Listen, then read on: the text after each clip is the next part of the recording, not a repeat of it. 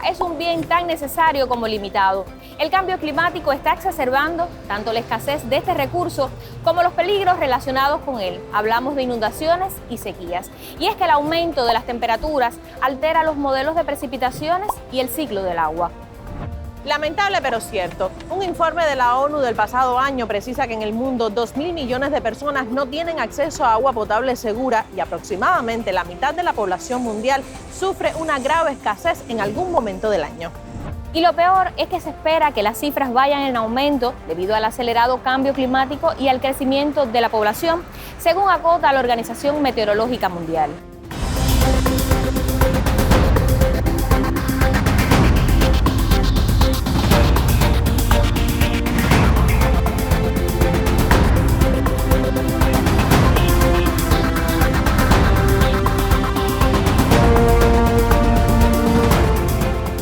Escenario internacional muy adverso donde además varios países negados a vivir sin agua han desencadenado guerras por el control y acceso a los recursos hídricos de otros.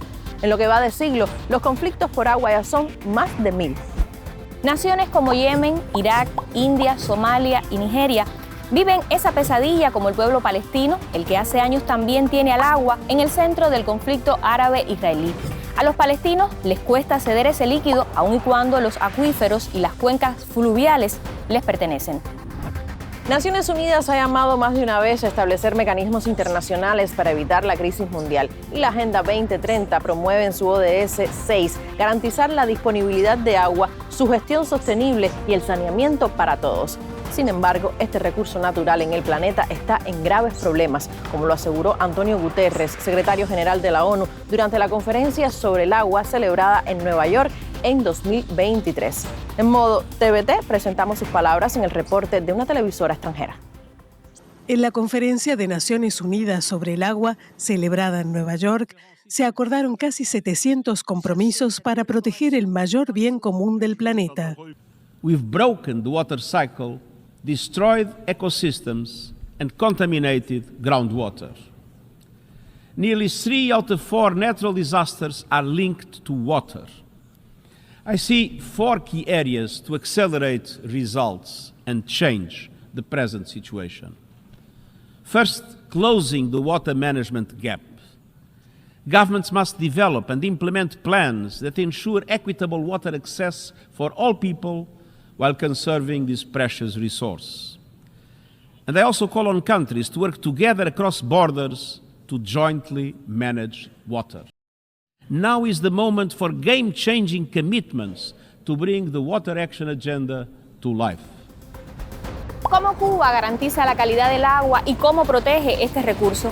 ¿Qué procesos se llevan a cabo para ayudar a la depuración de aguas residuales antes de ser vertidas en su cauce natural?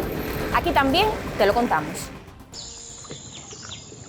Si de una obra se enorgullece Cuba, esa es la protagonizada por Francisco de Alvear y que devino una de las 7 maravillas de la ingeniería cubana. A más de 130 años de su construcción, el acueducto que lleva su nombre y que por su magnitud lo convirtió en un símbolo, presta aún servicios a la población habanera. Aportándole agua entre un 12 y un 16% a la capital cubana, del agua que recibe la ciudad. Dentro de las características más fundamentales que tiene es que es un agua que no necesita energía para llegar a su destino, solamente para potabilizarla con cloro. Unos 9 kilómetros viaja el líquido desde este lugar, adscrito a la Red Global de Museos del Agua de la UNESCO, hacia los tanques de distribución de Palatino.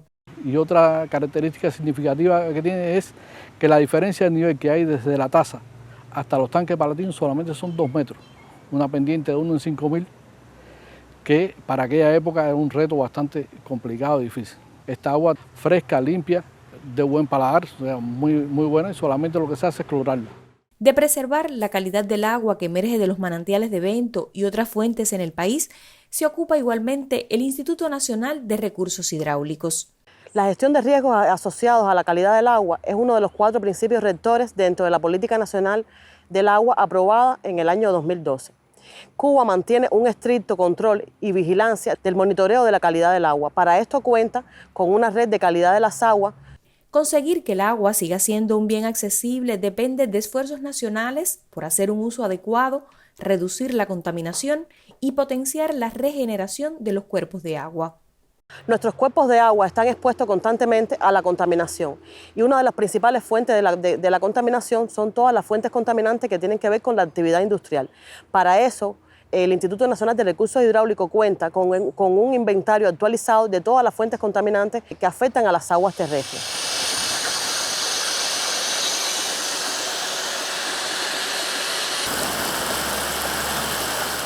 Bueno, esta planta desde su fundación hace 5 años se ha dedicado a dar tratamiento a las aguas residuales domésticas provenientes de la margen derecha del río Luyanó, que tributan aguas residuales aquí a la planta, donde se le da un tratamiento físico, químico y biológico para garantizar el vertimiento de estas aguas hacia el ecosistema de una manera óptima, de una manera segura, que no cree focos ni vectores de ningún tipo para evitar epidemias.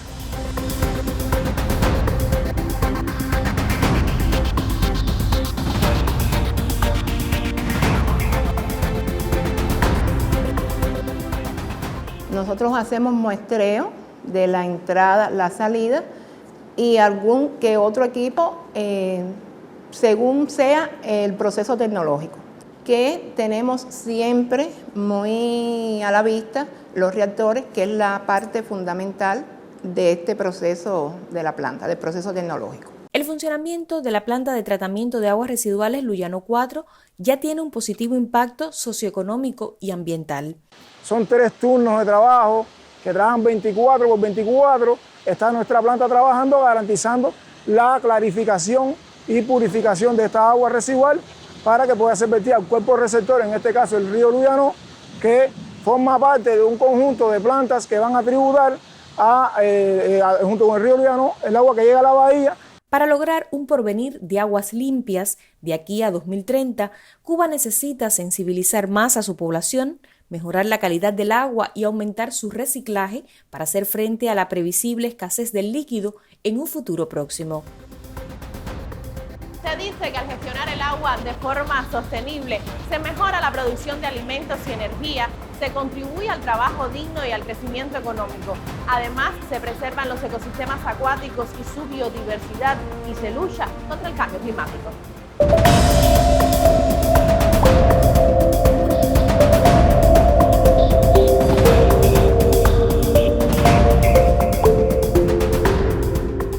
Sobre Cuba como pequeño estado insular se ciernen otros peligros.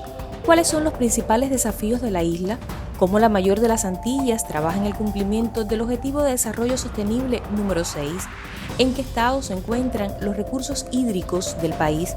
Estas y otras respuestas las buscamos con Argelio Fernández, director de Hidrología e Hidrogeología del Instituto Nacional de Recursos Hidráulicos.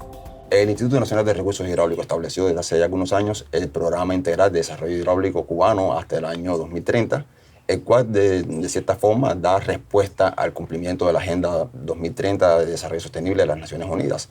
O sea, él incorpora gran parte de los indicadores que están asociados a la gestión del agua, o sea, del Objetivo de Desarrollo Sostenible número 6, y además está insertado dentro del Programa Nacional de Desarrollo Económico y Social del país hasta el año 2030, y por sobre todas las cosas es quien da cumplimiento al artículo número 76 de la Constitución de la República de Cuba, que tiene que ver con el acceso al agua de las personas, o sea, el derecho de las personas al acceso al agua y la garantía que debe dar el Estado cubano para que estas personas puedan tener ese acceso al agua con cantidad y sobre todo con un uso eficiente y un uso racional. ¿En qué estado, pudiera valorarme, en qué estado se encuentran ahora mismo nuestros recursos hídricos?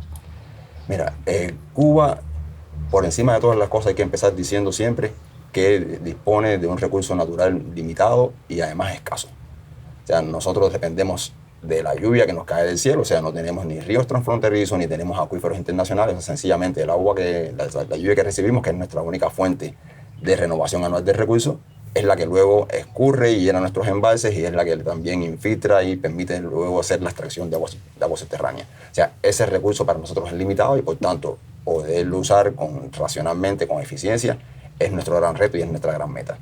¿Cómo fue el comportamiento de las precipitaciones el pasado año y cómo se comportan hasta esta fecha en marzo de 2024? Durante el año 2023 hubo de manera general en el país un comportamiento normal de la precipitación.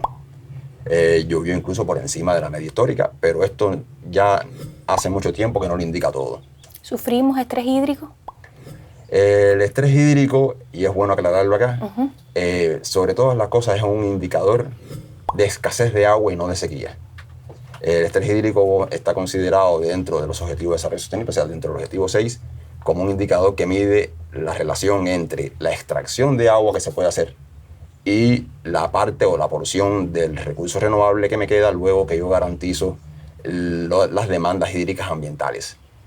Hay territorios de Cuba donde no hay estrés hídrico. Con respecto a los acuíferos, tenemos entendido que la tendencia actual es al descenso de sus niveles y se prevé que el aumento del nivel del mar amplíe la salinización de las aguas subterráneas. ¿Cómo trabaja Cuba? ¿Cómo gestiona Cuba esta situación que pudiera generar en el futuro alguna crisis? Sí, ya decía, o sea, ha habido una tendencia marcada durante varios años al descenso sostenido del agua subterránea. Y esto, por supuesto, en la medida que tenemos una gran cantidad de acuíferos en contacto directo con el mar, abierto al mar, esto hace que el peligro de la intrusión salina sea cada vez mayor, o sea, que el riesgo de la intrusión salina sea cada vez mayor en el país. ¿Esto está asociado al cambio climático? Sí, no, pero es innegable que hay influencia del cambio climático. O sea, sabemos que hay aumento de la temperatura, hay incremento del nivel del mar, y si esto se asocia descenso de los niveles de los acuíferos, o sea, esto hace que el impacto, que la intrusión salina marina pueda ser más acelerada tanto en longitud como en altura. Ahora, ¿cómo se prepara el Instituto Nacional de Recursos Hidráulicos para prevenir esta situación que pudiera o no ser inminente? Sí, te comentaba que el INRH había incluido en el programa de desarrollo hidráulico gran parte de los indicadores del Objetivo de Desarrollo Sostenible 6. Hay, por ejemplo, desde el punto de vista de lo que puede ser el uso, la gestión y la disponibilidad del agua, que es la meta 4, ahí hemos incorporado, o sea, el análisis y la evaluación tanto de la disponibilidad por un lado, o sea, vista como el estrés hídrico, así como la eficiencia en el uso del agua. Y además la Política Nacional del Agua, que hoy incorpora entre sus prioridades el uso eficiente de esta infraestructura hidráulica, el uso eficiente del agua y la gestión de riesgos asociados, lo mismo a la calidad del agua que a los eventos adversos del clima. O sea, poder usar eficientemente esta infraestructura, esa es el gran reto, la gran meta del país.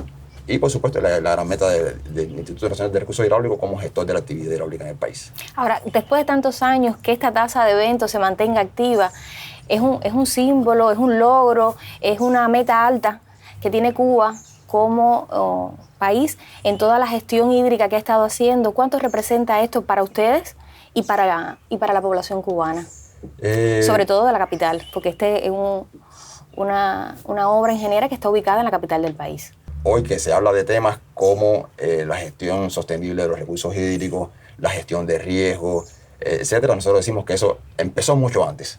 O sea, cuando una obra como esta se concibió, ya se estaba pensando en llevar agua con calidad y con cantidad suficiente, o sea, para evitar todos los problemas que acarrea la poca disponibilidad del agua y los problemas que acarrea la mala calidad o incluso la contaminación de las aguas a una población tan importante y que no se sabía incluso, pero bueno, ya sabemos que iba a crecer tanto como la de La Habana. O sea, evidentemente estamos en el camino de la gestión sostenible de los recursos hídricos desde hace ya muchísimos años. Está bien, bueno, muchísimas gracias, Argelio, por estas declaraciones, por agendar un tiempo con nosotros y por hablarnos de un recurso que cada vez más escasea en nuestro planeta. Muchísimas gracias. No, gracias a ustedes.